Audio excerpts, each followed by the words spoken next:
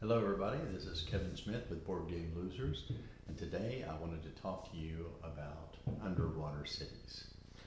Underwater Cities is a game that my wife got me recently, and I have fell in love with it, so much so that a good friend of mine got me the expansion, and then he suggested that I make this video. So Justin, this is for you.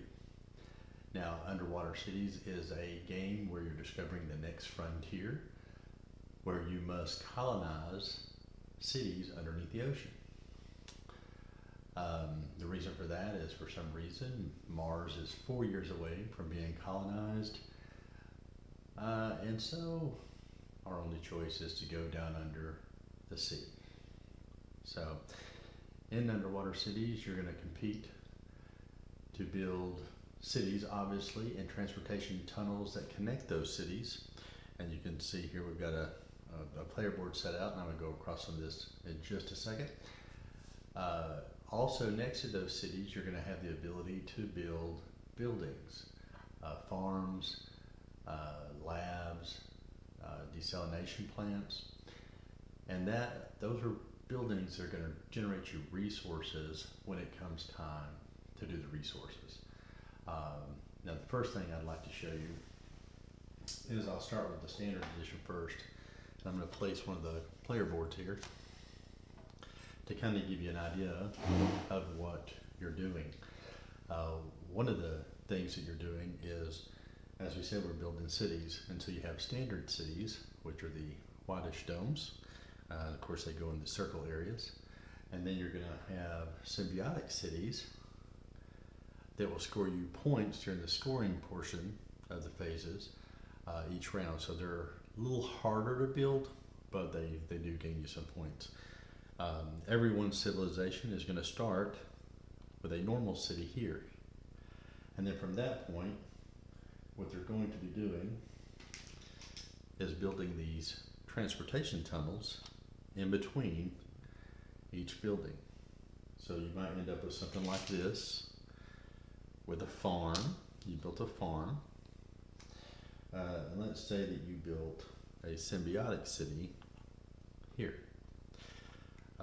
I'm not going to go over completely the rules of the game, but there is a situation where you can build a city, let's say here instead, in an adjacent to another city without there being a tunnel. So you don't always have to have a tunnel. And then, of course, you're going to go around, and during the scoring phase or the production phase, this farm is going to produce you kelp. If you build a lab, which is the white buildings, that's going to produce you science. So let me show you what that looks like. This is a science, a kelp, and we have one more resource, a steel plast, which the steel plast is from your other building, which is the yellow ones right there. And so that's how you're going to get these resources. And then you'll use these resources to produce more cities and more tunnels and so forth and so on. And you're going to try to build your civilization enough to where at the end of the game you do score enough or the most points. There are some other things that are going on while you're doing these actions. So let's look at real quick at one of the best mechanics of the game. I love this mechanic. So let's say that it's your turn and you need to play a card. So you're going to have, as you can see on the top of these cards, 3 different colors. So you're going to have green, red, and orange. You have green, red, and orange sections. That does not mean that you cannot play a card no matter where you go. You can. The only problem is you don't get the action on the card. So if I was to go over here to red, and this right here is what the player worker looks like, because this is a worker placement game, would go here, and if I was to play this orange card, well, all I could do is discard this, so it would go in the discard pile. I get to take no actions from the card, but I can take the actions on the space. However, if I'm to play a red card, and I've went to a red space, well, now I can do the action on the card and the action on the space. That's my favorite mechanic of the game. I love that. It is so strategic when you're trying to balance your cards, and there is some luck involved because you don't know what your cards are, but the game gives you many ways to draw more cards. As a matter of fact, this red one even gives you a way to hold an extra card in your hand.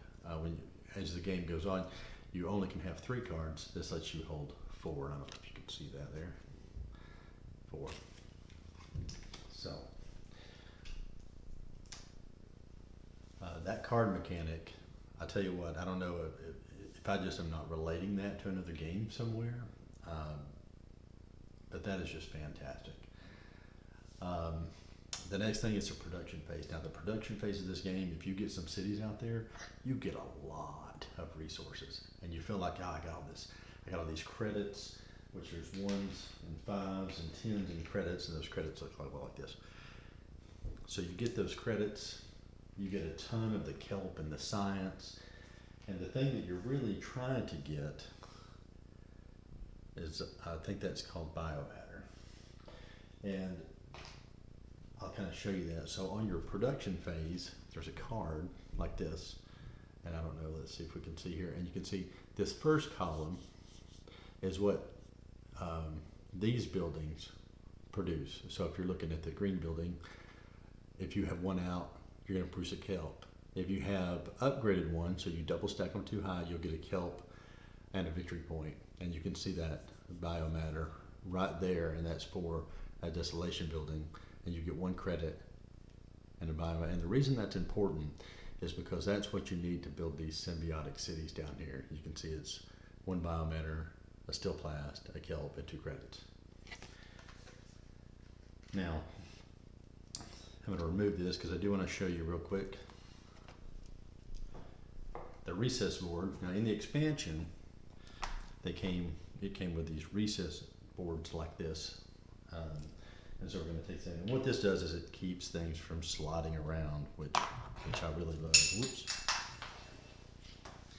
So I've got this facing a different way. So here's your starting city.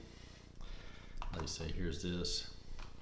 Now you have a slot here where that can slide in, and we'll put our little cities out here. Now, one of the things with these boards are reversible. I'm not going to go too far into that, but there's 1 through 4, 5 through 8, 9 through 12, and you have to select one of the 4 sets to play with when you play. So that they kind of go together. You can't play, say, a number 2 board with a number 6 board. You can't do that. And that's for balancing reasons. So this right here, as you can see, when I built this tunnel, I would be able to gain, now that symbol's for a victory point. So there are some other things that you get as you're building your city and progressing through the game. Now, one of the things I didn't talk about is these spots here. These are Metropolis Spots, and those give you extra benefits throughout the game, and some give you in-game scoring. And all you have to do in order to do that is connect your cities and tunnels to those spots. Now, in the expansion, what it actually does, with the exception of the main in-game scoring ones, there's some green and blue metropolises which go in these other spaces, and they give you benefits either right away. Some of them can give you some at the end of the game as well. But the main one at the end of the game is going to be the one that you can see here has a wider tunnel track, and that's because you got to put 2 transportation tunnels there in order to complete that. So that kind of gives you kind of an idea as the differences in the board and the expansion. One of the other things I didn't talk about these spots right here, because this isn't a how to play video. I'm just trying to highlight the things I really like about the game, and I do like this too. Like here, you can go here and get a card, and the way you do that, you go to a spot with an S. So these are like super project cards, and then you can play them out of your hand, and these cost 1 or 2 credits to play them out of your hand, and these cost 3. The 3 ones are all also in-game scoring bonuses. Now, if you're wondering, yes, sometimes, like in most games, worker placement, somebody's going to go to a spot that you wanted to go to. There are cards that will let you go to a spot that's already activated by someone else. So I highly suggest you hang on to those cards. They're very valuable throughout the game. But I love that. I love a game that is competitive. I really don't want to play solitaire with 3 people. You do have some interaction because you guys can talk and everybody has different plans. But I've been in a lot of games where it ruins the game for somebody. They're so passionate about it because someone took their spot and they didn't get to fulfill their total points that they had in mind for the end of the game. I think a game is just like anything else. There's some bluffing, there's some blocking. There has to be that competitiveness in your strategy.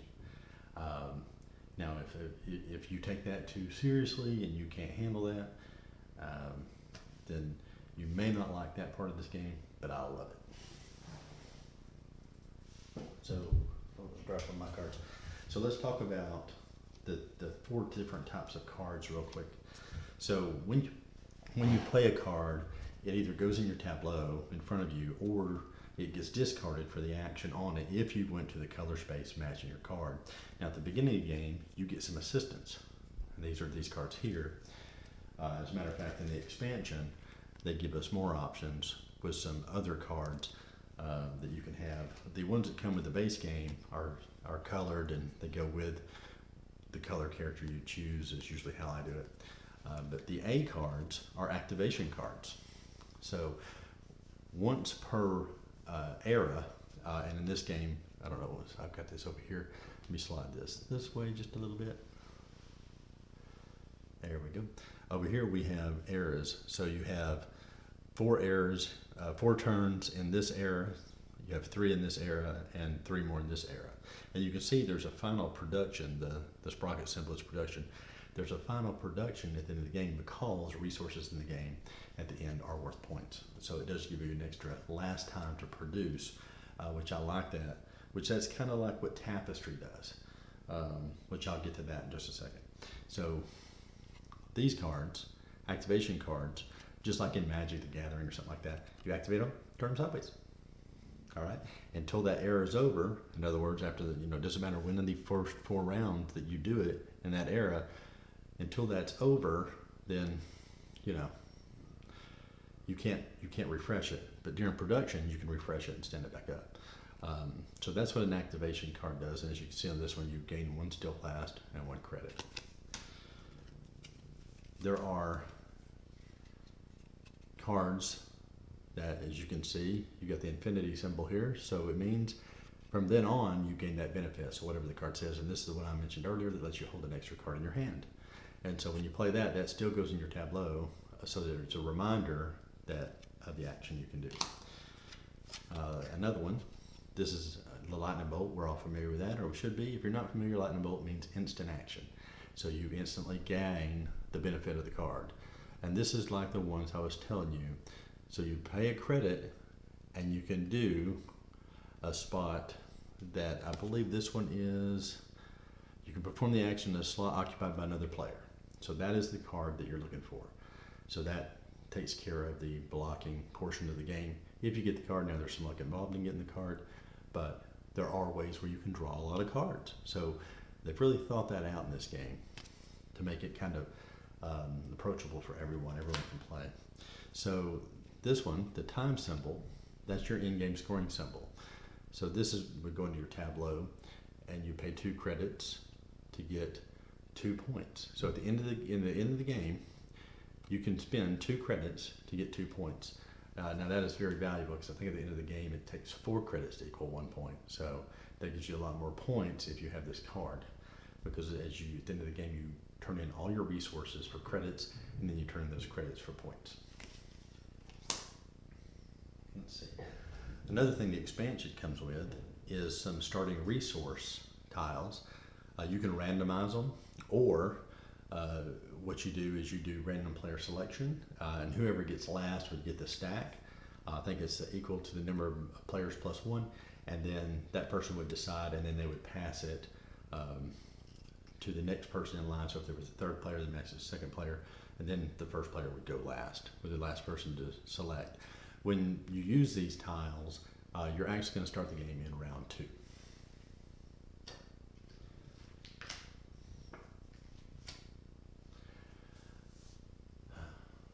Now the other thing, let me see here, that the expansion does is it gives us a museum.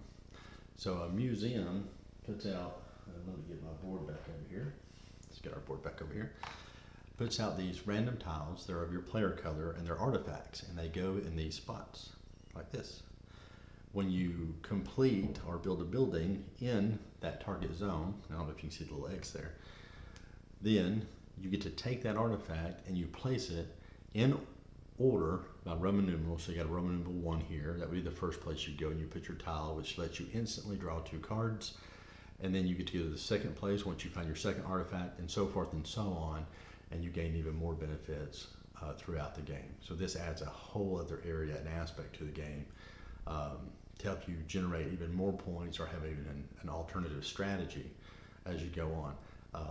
When we played this with my son, I think in the second era, he already had all his artifacts. He made a point, he built tunnels, he got where he needed to go to get all those artifacts. And of course he did win the game. I mean, so it wasn't a bad strategy. The only bad strategies in my house are mine.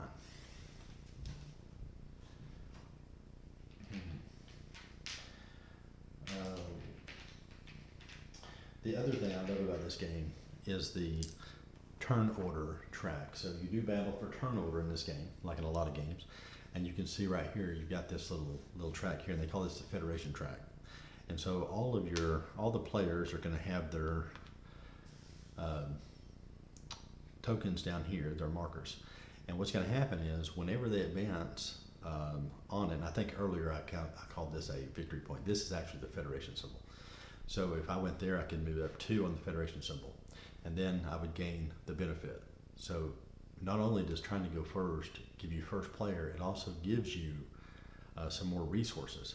As you can see, you get a credit and you get a steel blast. So that's pretty cool. And if you get to the very top, you gain a victory point. And then if you're at the top and are supposed to gain another Federation, say you were already at the top and you were going to go here again somehow, then you would get 2 victory points. So I love that, because what happens is, if you're like this, then that is automatically going to be your turn order.